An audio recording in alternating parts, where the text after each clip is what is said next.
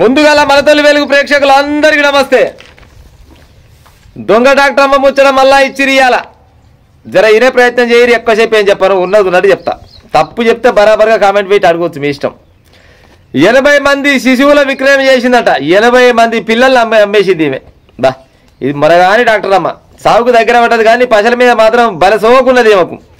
పిల్లలు లేని దంపతులతో సృష్టి చెలగాటం. సృష్టి అంటే దాకాన పేరు అది. ఒక్కొక్కటి వెలుగులోకి డాక్టర్ నమ్రత అరాచకాలు, సరోగసి పేరుతో నయవంచన, అడ్డగోలుగా శిశు విక్రయాలు, పిల్లల అంతర్రాష్ట్ర అక్రమ రవాణా ముఠాలతో లింకులు. మరి ఇటువంటి దొంగలకు అసంటు దొంగలతో లింకులు ఉంటాయి, మరి ఆయవల్లతో లింకులు ఉంటాయి. దగ్గర 25 కోట్ల రూపాయల దాకా సృష్టి మోసాలు చేసిందట. పోలీసుల దర్యాప్తులో వెల్లడి. నమ్రత ఆమె కొడుకు జయంత్ కృష్ణ ఇద్దరు ఖాతాలు మొత్తం బ్లాక్ చేసి పెట్టేసిరట.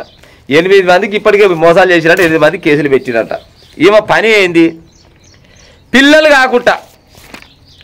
కాకుండా చాలా రోజులు ఏమంటారు బాధను అనుభవించిన వాళ్ళు అంతా కలిసిపోయి ఏడ పిల్లలు అవుతారంటే గీమ దవాఖాన జరంతా పేరుగాంచిన దవాఖాన. ఈ పేరుగాంచిన దవాఖాన పోవాలని డాక్టర్ దగ్గర పోవాలంటే చాలా ఆలోచించి పోతారు. ఆయవన్న డాక్టర్ అమ్మని పేరు పోసింది కాబట్టి పోయి భార్య భర్తలు కూర్చోగానే ఈయన టెస్టులకే దగ్గర 60-70 వేల రూపాయల టెస్టులు చేస్తారంట. 60-70 వేల రూపాయల టెస్టులు చేస్తే ఇక ఏమనుకుంటారు, పోయి కూర్చున్న వాళ్ళు అమ్మ టెస్టులకే గిన్ని వేలైందంటే ఆయవన్న డాక్టర్ అమ్మని. ఈమె పైసలు ఎక్కువయ్యేసరికల్లా అమ్మ ఇది ఆయవన్న సొమ్ము అనుకుంటారు ఎవరైనా. కానీ అక్కువ జర తక్కువ చూస్తే మంచి డాక్టర్ కాదు, జనాలు కూడా కట్టిన తలగబట్టారు. కానీ అయితే 60-70 వేల రూపాయలు టెస్టులు చేసి మీకు పిల్లలు పుట్టాలంటే ఇక మీకు అయితే కానట్టు. కానీ సరోగసి పద్ధతి ఉంటే కదా, అద్దె గర్భాలు తీసుకొని ఏం బాధలేదు మీకు, అద్దె గర్భాలు తీసుకుంటా అంటే మీ అందం మీకే ఉంటుంది.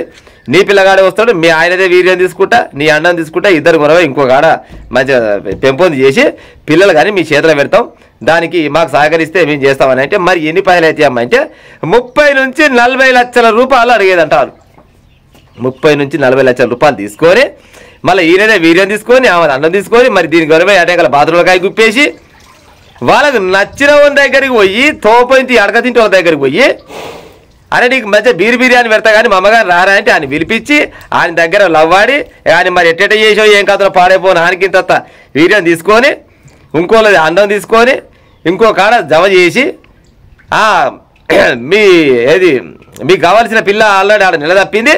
ఇక ఆమెకు అప్పటి నుంచి పిల్ల పుట్టిన దాకా ఖర్చులు మొత్తం మీ ఈయనే. మళ్ళా గడుకోసారి మధ్యలో ఫోన్ చేసి అరే ఆమెకు పోషకాహారం కావాలన్నా, పండ్లు కావాలన్నా, గుడ్లు కావాలన్నా, పాలు కావాలన్నా, మంచి ఆకుకూరలు పెట్టాలన్నా, మటన్ పెట్టాలి, చికెన్ పెట్టాలి అని ఎక్స్ట్రా పైసలు తీసుకొని అన్ని రకాలుగా తీసుకొని వాళ్ళని హింసించి పైసలని గుంజి 9 నెలలు కాగానే బిడ్డని చేతిలో పెడితే ఆ బిడ్డ చల్లకుండా ఆ బిడ్డ వీళ్ళ బిడ్డ కాదా పాడైపోను. ఆ బిడ్డ ఉందో మంది బిడ్డ. అది ఏ ఉత్తరప్రదేశ్ ఉందో, ఏ బీహార్ ఉందో, ఏ కర్ణాటక ఉందో, ఏ తమిళనాడు ఉందో, ఏ బొంబాయి ఉందో, ఏ మహారాష్ట్ర ఉందో పాడైంది. ఈ కేసు మొత్తం దగ్గర ఇప్పుడు నెల రోజుల నుంచి జోరుగా నడుస్తుంది. ఇవాళ కొత్తగా ఎంక్వైరీ పోలీసులు ఊరుకుంటారు. మొత్తం ఎంతమంది నమ్మేసాం అమ్మకి చూడండి పిల్లలు అంటే 80 మంది నమ్మిందంటే ఇప్పటిదాకా. అంటే చూడు 80 మంది పిల్లలు నమ్మిందంటే ఎన్ని కోట్ల దంద చేయొచ్చు. డాక్టర్ అంటే దేవుడితో సమానం. ఇవ డాక్టర్ అమ్మ దేవతతో సంబంధం. నువ్వు దేవత అవుతావమ్మ నమ్రత, దయ్యానికి ఆయన దయ్యం కూడా సిగ్గుపడుతున్నావు జీవం చూస్తే. ఇప్పుడు వాళ్లకు పిల్లలు కావాలనే ఉద్దేశంతో మీ దగ్గరకు వచ్చి వాళ్ళు సర్వం మొత్తం నీ దగ్గర దారపోస్తే వాళ్ళ పిల్లని వాళ్ళకి ఏమైతే ఎక్కడి పిల్లనో ఏం కథనో పాడైపోను. అడ్డపోయి పోయే కూలీల కాడికి పోయి కూడా బయటికి పోతే ఏం కూలికి పోతే పాడైపోను. పోందా కొడితే నీకు 600 రావు కానీ నా దగ్గరకు వస్తే 1000 రూపాయలు ఇస్తా అంటే 1000 రూపాయలకు 2000 రూపాయలు కానీ వీర్యం సుక్క తీసుకొచ్చి దాన్ని పెంపొంది చేసి 40 లక్షలకు అమ్మినవంటే నువ్వు ఎంత మోతవారు దాన్ని చెప్పిగా. ప్రజలారా 1000 రూపాయలకు ఎవరికి ఇత్తత పట్టుకొచ్చి దాన్ని చిన్నగా పెంపొంది చేసి 40 లక్షల రూపాయలకు అమ్ముకుంటుంది పిల్లల్ని అంటే ఇక చూడు ఈమె డాక్టర్ అమ్మ అయితే అది దయ్యం కాకుట్టే. ఇంకెన్ని పాలైనయో. ఇంక ఈమె కొడుకు పెద్ద మొదవారంట బ్యాంక్ ఖాతా అయితే బ్లాక్ చేసిరు. కానీ మరి ఇక ఈమెని కొనవై మరి ఇసొంటోళ్ళం కొనవై ఈ ఎంక్వైరీ కూడా చేయనక్కర్లేదు. ఏం చేస్తారు చెప్పారు ఎంక్వైరీ ఏమని. ఇప్పుడు ఈమె అడకతింటోళ్ళ దగ్గరికి పోయి వీర్యం సేకరించి పిల్లలు పుట్టించింది ఎరుకున ముచ్చటే. అడ్డ మీద కూలీల దగ్గర పోయి చేయించింది తెలిసిన ముచ్చటే. DNA టెస్ట్ చేపిస్తే DNAలా భార్య ఇప్పుడు ఎవరైతే డబ్బులు ఇచ్చి పిల్లలు కందాం అనుకుంటున్నారో తల్లిది లేదు తండ్రిది లేదు, అది ఎక్కడితో పాడైపోను. అది ఇంకో ఉండేసరికి వాళ్ళే కదా బయట పెట్టింది. ఇవన్నీ ఎరుకున్నాక కూడా ఏం పనికి బయట పెడుతున్నారు చీలని. లోపల వేయాలి. లోపలేసి ఎవరి దగ్గర ఎన్ని పైసలు గుంజిరు ఆ పైసలు మొత్తం వాళ్ళకి వాపస్ ఇప్పిస్తే అప్పుడు కానీ రేపన్నాడు ఇంకో డాక్టర్ అమ్మాయినా కానీ గిసోటి పని చేసేందుకు జర వెనకాడే ఉపాయం చేస్తారు. ఇసోటి వాళ్ళు కూడా లంగ దొంగ లీడర్లు చాలా మంది పాడవుతారు. లంగ దొంగ లీడర్లు చాలా మంది ఉండి ఎన్నో కొన్ని పాలిస్తారు. సార్ పైసలు అంటే లెక్కలేవు కదా వాళ్ళకి పాడైపోను. మళ్ళీ రేపన్నాడు మళ్ళీ ఇంకొక బోర్డు తిప్పేస్తారు, ఇంకోళ్ళు పెడతారు, ఏదో రకంగా చేసుకొని మళ్ళీ పైసలు సంపాదించుకుంటారు. కానీ ప్రస్తుతానికి బయట పడాలంటే ఇంకో గిసోని కథగా పడుకుంటుంటారు. ప్రజలారా ఇసోటి మోసాల నుంచి బయటపడాలంటే ఫస్ట్ మన దగ్గర ఉండాలి. ఇప్పుడు పిల్లలు పుట్టాలంటే భార్య భర్తలు కలిసి చక్కదాన 12 పిల్లలు పుడతారు.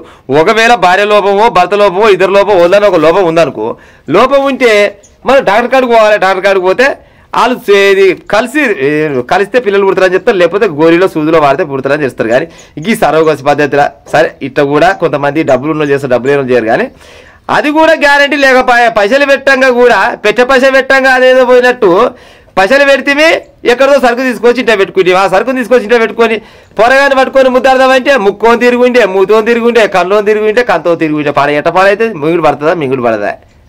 గసోటి పిల్లలది దంద సులువు చేసిరంట పట్టణం వల్ల. గిసోని డాక్టర్ అమ్మలు నమ్మకూరి ఇక చూడు డాక్టర్ అమ్మ నాశనం అయిపోను. జాగ్రత్త ప్రజలారా, ఇక ఉంటా.